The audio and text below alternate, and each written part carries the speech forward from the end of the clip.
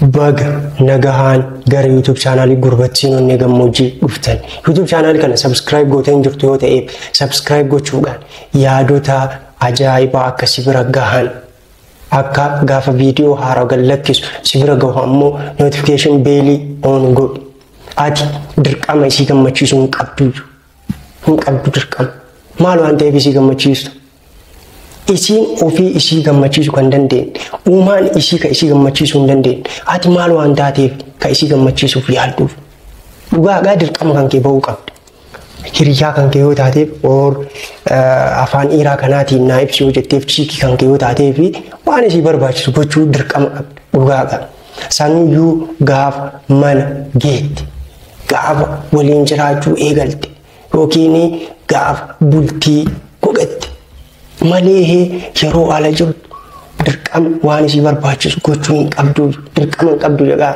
malee gochuuf hin qabdu jedhaan jiru yeroo baay'ee argiteerta yoo ta'eef ani bar gaara bu'eetiin qilee seeneetiin akkana ta'e akkas ta'e waan isiin barbaaddu hunda osuma godhuu fi isii gammachiisuu hin dandeenye jedhaa osoo namoonni sababni isiin wannoota ati gochaa fi jirtutti hin gammanneef maaf seete tokkoffaa hariiroo saniyyuu amantee fudhattee hin jirtu saaswaay osoo hariiroo san yookiin si waliin ta'uu osoo barbaaddi ta'eeti dirqama atiin quuncuuftee waa wayii fiduu hin qabdu isii gammachiisuudhaaf yookiin akka seeqachuun ni dhiisii irraa hin banne gochuudhaaf dirqama atiin fuudhuu kan kee akkana fuurtee yookiin immaan kan kee buusteetiin waan isiin barbaaddu gochuuf hin qabdu. Akkas akkati gootu isiinuu isin hedduu because ati isii bira jiraachuun kan kee qoftiyyuu isii gammachiisa ture jalqabumaa hariiroon kan kee hariiroon keessan koondishinaalii osoo ta'uu baatee jechaadha wannoota irratti hariiroo hundaa'e osoo qabaachuu baattaniiti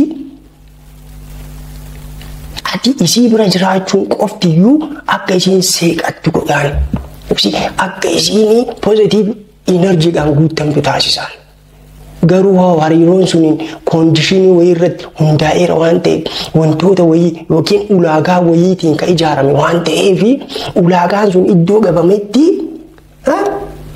fuula guruu eegarti fuulli isii gurraacha'uu jalqaba kanaaf ati dirqama isii gammachiisuu hin qabdu dirqamni kan kee maaliin fayyaa kan kee eeggachuu boca qaama kan keetii sirreeffachuu maallaqa si barbaachisu argachuu yookiin wanna beezik niidii mana kan keetii barbaachisu guutuudha akkamitti namni eksternaalii wayii oo wanni alaa dhufe wayiitii qaama kiyya keessa seeneetiin lubbuu kiyya keessa seenee na gammachiisu eegaaniin akkamitti anaa bara hormoonii kiyya to'achuu ka qabu hormoonii gammachuu kiyya maddisiisuu ka qabu ana kanini hormoonii yookiin fiilingii nagaddisiisu ofirraa hir'isuu ka qabu isituu wanna isii naasisu ofirraa fageessuu qaba malee si'ii miti ati lubbuu isii keessa seenteetiin akka waan batanii gammachuu wayii jiruutitti batanii isa yoo tuttuuf akkana yoo tuttuufi miirri gammachuu oonii gochuuf hin dandeettu gabaabamatti ati miira gammachuu isii batanii ittiin to'attu hin qabdu batanii miira gammachuutiif gadda isii harkaa qabu isii fi isiidha sigalee inni biraa wanni isii hariiroo keetiif ka isatitti yookiin hariiroo keessan lamaaniititti hin gammanneef maaliif seete dhugaadhaa kunin dhugaadhaa waan ta'eef dirqama fudhachuu qabda yookiin yoo siin taane yoo dhagahuun barbaanne scroll godhu si dura hariiroo biraa waan qabduuf ta'a si dura nama biraa beekti taanaan si dura dhiira biraatiin wal barteetti taanaan na'amanii abadan si waliin nagahaan tasgabbooftee hin jiraattu maaliif seete amma fakkeenyaaf nyaata garaagaraa tokko yeroo nyaattu argiteerta yoo ta'eef ijoolleen karaarra bulan yookiin ijoolleen bullee jedhaniin afaan amaaraatiin afaan oromootiin maal akka ta'an beekuun bullee ijoolleen nyaattu nyaata gosa meeqaa nyaatti nyaanni hundinuu keessa jira lafeen keessa jira fireen kuduraaleen keessa jiranii shiroon keessa jira killeen keessa jira wanna hedduutu keessa jira ijoolleen sunniin nyaatota hedduu san keessaa isa kamiin dhandhamtime nyaachuu malee dhandhama isaayyuu gargar baasanii hin beekanii maaliif waliin makameera kaa isa kana keessaallee xiqqoo wayii jira isa kana keessaallee dhufeefii jira isa kana keessaallee itti hidhamee jira.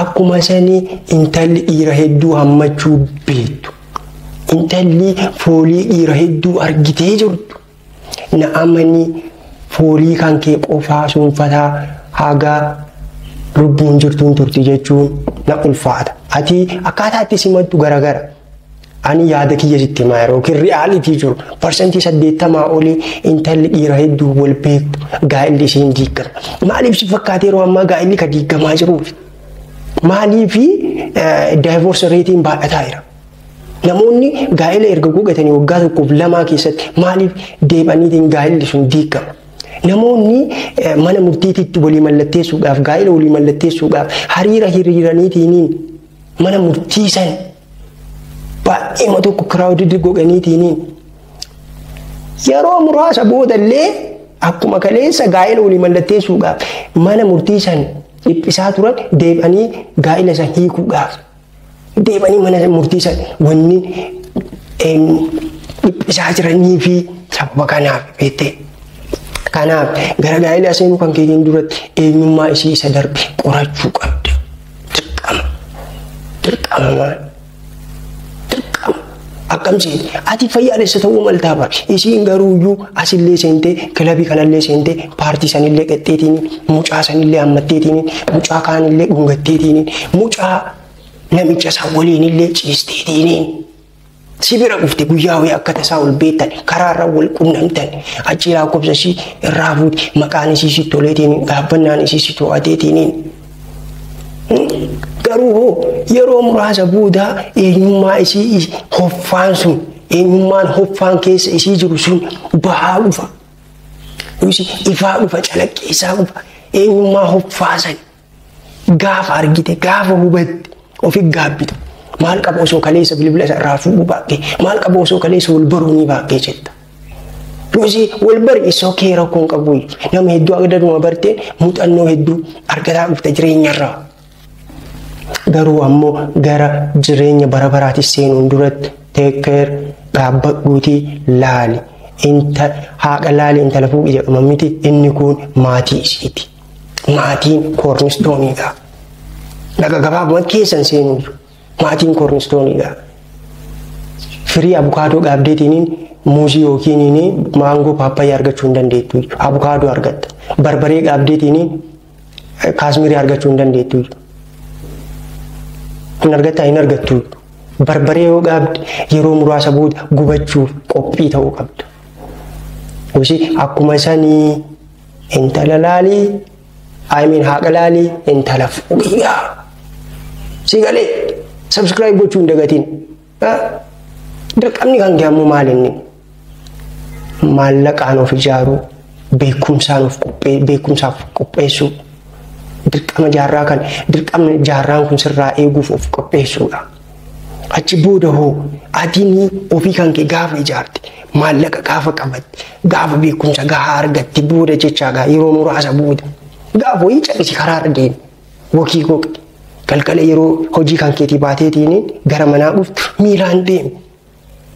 Yookiin ammoo guyyaa boqonnaa kan keetii yeroo gara maatii deemtu ta'uu mala iddoo wayii iddoo itti intarteen gootu osoo mateettu intalli gatii qabdu wayii si qufti.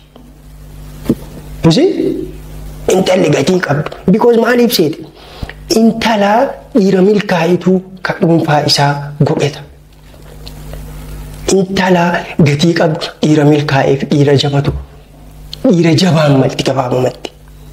Intalli gatii qabdu. Intalli kabajaa ofii eeggattu dhiira kabajaa ofii ijaaratuun to'atamti, fudhatamti gabaabumatti. Kanaafuu maal gochuu qabdu dirqamni kan kee of ijaaruudha. Maallaqaan ta'uu mala beekumsaan ta'uu mala wantoota birootiin ta'uu mala of ijaaratiin. Achi booda intala gatii qabdu sii gufti uumaan sii erga. Yuunivarsiitiin sii kenna. Isii san kunuunsuu isii san tariitii gochuun ammoo dirqama kan kee isa ittaanu ta'a jecha. Sigalee sigala jedhee yaada. Kanaaf subscribe gochuun dagatiin yeroo itti aanu viidiyoo biraa qabadhee dhufa. See you.